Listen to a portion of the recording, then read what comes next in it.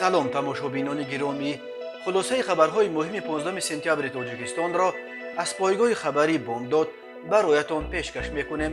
шурӯъ мекунем аз як нигоҳи кӯтоҳ ба сархати хабари муҳими рӯз дар ин барнома. рустами эмомалӣ ба наздикӣ ба ҷои падараш президент хоҳад шуд.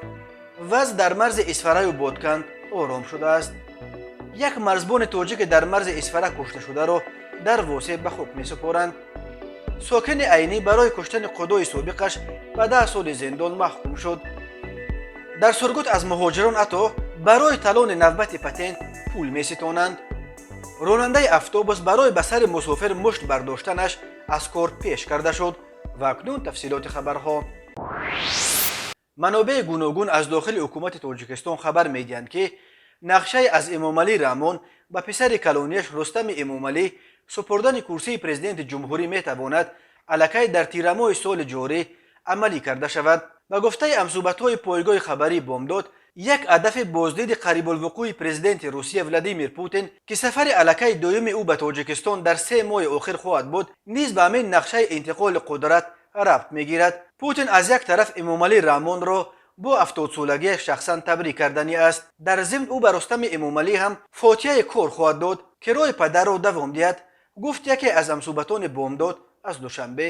манобеъи бомдод мегӯянд Эмомалӣ Раҳмон рӯзи 5 октябри соли ҷорӣ ва Путин 2 рӯз баъди ӯ рӯзи 7 октябр ба синни 70 мерасанд. барои Эмомалӣ Раҳмон моҳи ноябр боз як саҳнаи таърихии дигар аст. рӯзи 16 ноябр ба оғози раёсати ӯ бар Тоҷикистон 30 сол пур мешавад. агар ягон ҳолати форс-мажор пеш наояд, Эмомалӣ Раҳмон ба эҳтимоли зиёд моҳи октябр дар ҷашни 70-солагиаш дар доираи оила нақшаи ба Рустам супуридани курсиашро эълон мекунад ва расман моҳи ноябр дар ҷашнҳои бахшида ба 30-солагии раҳбарияш ин нақшаро барои умум эълон хоҳад кард, мегӯяд як нафар наздик ба марказҳои тасмимгир дар Душанбе. ба гуфтаи амсубати дигари мо, агар қаблан дар доираи оила ва ҳукумат дар масъалаи президент шудани Рустам бархи ихтилофу норӯзигиҳо вуҷуд доштанд, ҳоло дар ин масъала иттифоқи назарҳо ба даст омадааст. мухолифони президентии Рустам диданд ки ин кор дигар ба як амри ногузир табдил меёбад ва бояд худро ба чунин равиши ҳодиса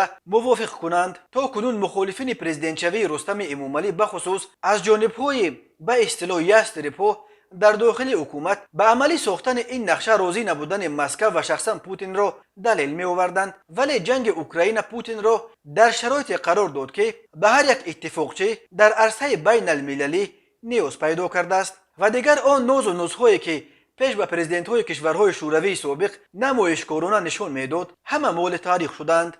نقشه از امامعلی رحمان به پسر کلونیش سپردن کرسی پرزیدنتی هنوز در سال 2016 در تاجیکستان قانون اساسی رو تغییر داده سن حد اقل نامزدی به پرزیدنتی رو از 35 تا 30 پایین آوردند. همه میگفتند که مقصد از این تغییرات هموار کردن راه پرزیدنتی برای رستم امامعلی است که اون وقت همگی 29 سال داشت. ولی بعد 30 ساله شدن پسر کلونی پرزیدنت هم عملی ساختن نقشه انتقال قدرت از پدرش به او چند دفعه به تأخیر افتاد. ابتدا قرار بود که این کار در انتخابات پرزیدنتی سال 2020 جامعه عمل پوشانده شود، ولی در آن انتخابات امامعلی رحمان بار دیگر نامزدی خودش را پیش بری کرد و دوران ریاستش را باز به 7 سال دیگر تا سال 2027 تمدید کرد. بعدا خبرهای به گوش رسید که امامعلی رحمان تیر ماه سال 2021 بعد جشن 30 سالگی استقلال تاجیکستان کرسیش را به رستم می‌سپارد، ولی یک سال پیش طالبان قدرت را در افغانستان غصب کردند و مخالفان پرزیدنتشوی رستم با استفاده از این عامل توانستند امامعلی رحمان را متقاعد کنند که وضعیت پیچیده است و حالا وقت رفتن او نیست. اما این دفعه ظاهرا چنین به نظر می‌رسد که کسی پیش روی از امامعلی رحمان به پسر 34 سالش گذشتن کرسی پرزیدنتی را گرفتن نمیتواند. البته اگر باز هم حالت فورس ماژور یا بهانه جدی به دست مخالفانش نآید. رستم امامعلی 34 سال داشته از سال 2017 شهردار دوشنبه است. سال 2021 او رئیس مجلس ملی نیز انتخاب شد و همچون رئیس پالاتای بالای پارلمان طبق قانون اساسی رسما رهبر دوم تاجیکستان به شمار می رود. مردم امیدوارند که رستم امامعلی همچون نماینده نسل نو دست به اصلاحات جدی میزند و یک تاجیکستان نو و معاصر بنا خواهد کرد، حداقل به گونه‌ای که شفقت میرزیویف در ازبکستان بعد اسلام کریموف کرد. بنا به آخرین خبرهای رسیده از مرز تاجیکستان و قرقیزستان وضع در بین اسفرای و بودکن در پی سلسله مناقشه‌های خونین روز 14 سپتامبر سال 2022 رو به آرامی آورده است.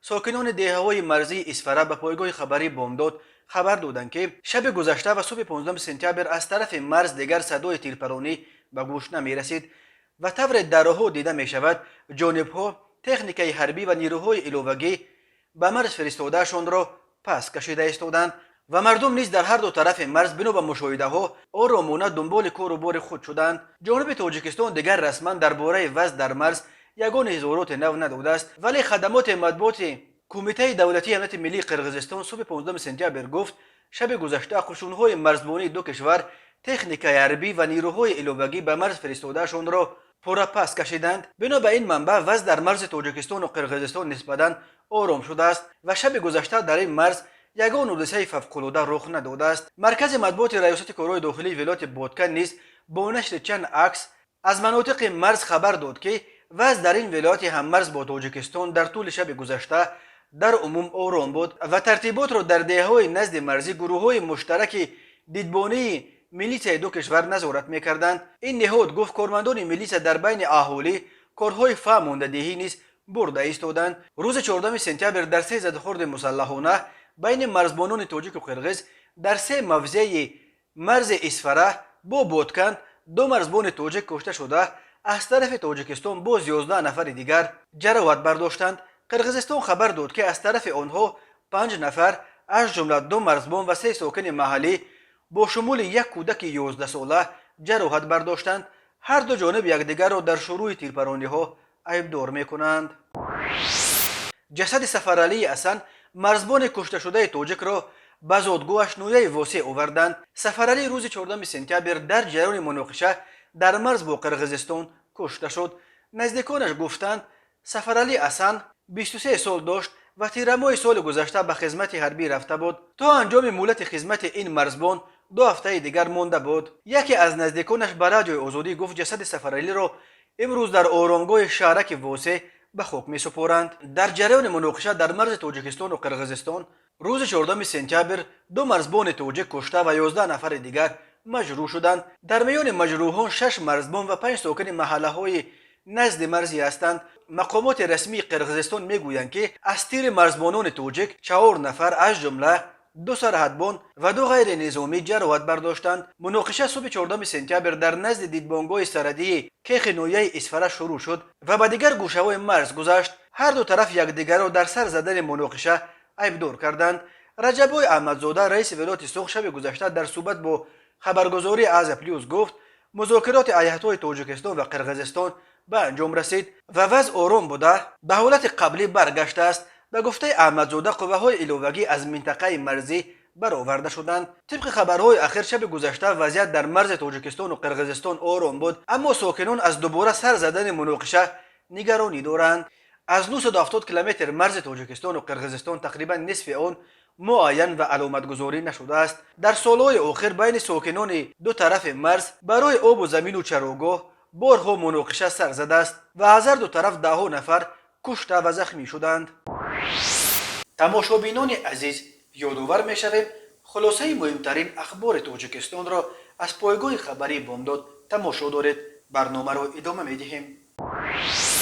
یک مهاجر تاجیک از شهر سرگوت حوزه مختار خانت مانسی در شمال روسیه به اداره پایگاه خبری بامداد مراجعت کرده با ارسال یک ویدیو خبر داد که در این شهر یک گروه کارچلان و قلاب فروش تالان‌ها برای سپاریدن حجت‌ها برای ثبت نام و پتنت را برا ماندند و هر مهاجر فقط برای اون که تالان برای ایستادن در نوبت را بگیرد باید از این شرکت میان رو 4750 روبل یا بیش از $70 پرداخت کند.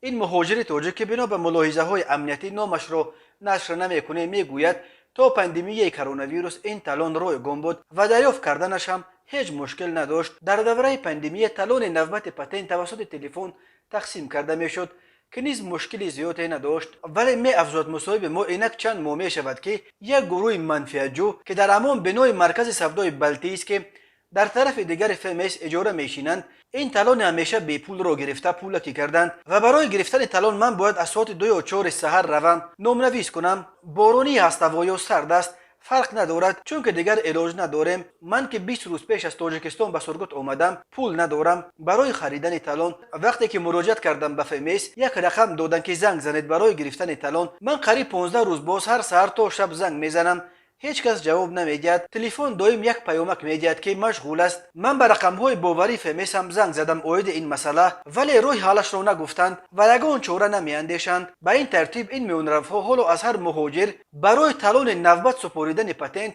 4750 روبل، برای ثبت نام 3500 روبل، برای حق اقامت 8000 روبل و برای شهروندی روسی 10000 روبل می سپارند. همصحبت ما میگوید این تالون در تمام روسیه بی پول است و فقط در سرگوت پولکیش کردند. او میگوید افسال باز برای کار به روسیه میآید، ولی این سال بار اول دید که حتی برای نوبت ایستادن مهاجر باید به میانرفها پول دهد. او امیدوار است که رسانه‌ای کردن این مسئله میتواند این مشکلی را از بین بردارد و کار مهاجران را آسان کند. هر سال بیش از 1 میلیون نفر از اهالی قابل کار تاجیکستان برای تامین زندگیشان به روسیه می روند. بنا به حساب‌ها هر سال 7 میلیارد روبل یا تقریبا 100 میلیون دلار پول در روسیه کار کرده آنها برای پتنت و ثبت نام صرف می شود. در عموم هر سال فقط فروش پتنت به مهاجران به بودجه روسیه نزدیک 50 میلیارد روبل درآمد می‌آورد.